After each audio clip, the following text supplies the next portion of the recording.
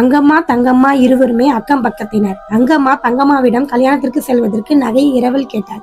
அதற்கு தங்கம்மா பொழுது போய்விட்டது, விடியல் காலையில் வந்து வாங்கிக்கோ என்று கூறி தூங்க சென்று விட்டாள்.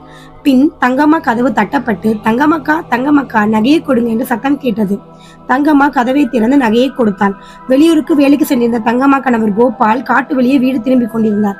வழியில் பேய்கள் கூட்டம் ஆடிக்கொண்டிருந்தது. அந்த பேய்கள் அவரை பார்த்ததும் அவர் வேறு வழியின்றி பேயுடன் ஆட ஆரம்பித்து விட்டார். பேய்கள் நகைகளை மாத்தி மாத்தி கழுத்தில் போட்டு விளையாடி கொண்டிருந்தது.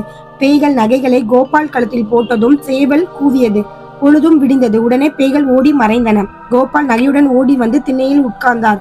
அப்போது அங்கம்மா வந்து கதவை தட்டி தங்கம்மக்கா தங்கம்மக்கா நகையை கொடுங்க என்றாள். தங்கம்மா வெளியே வந்து நான் உன்னிடம் ஏற்கனவே கொடுத்து விட்டேனே என்று கூறி இருவருமே வாக்குவாதம் செய்தனர். இதனை கவனித்த கோபால் பிரச்சனையை புரிந்து கொண்டு அவரிடம் இருந்த நகையை நீட்டி இதுதானா உன் நகை என்று கேட்டு வழியில் நடந்ததை கூறி பிரச்சனையை முடித்து வைத்தார். கதையை கேட்ட இருவரும் திகைத்து நின்றனர்.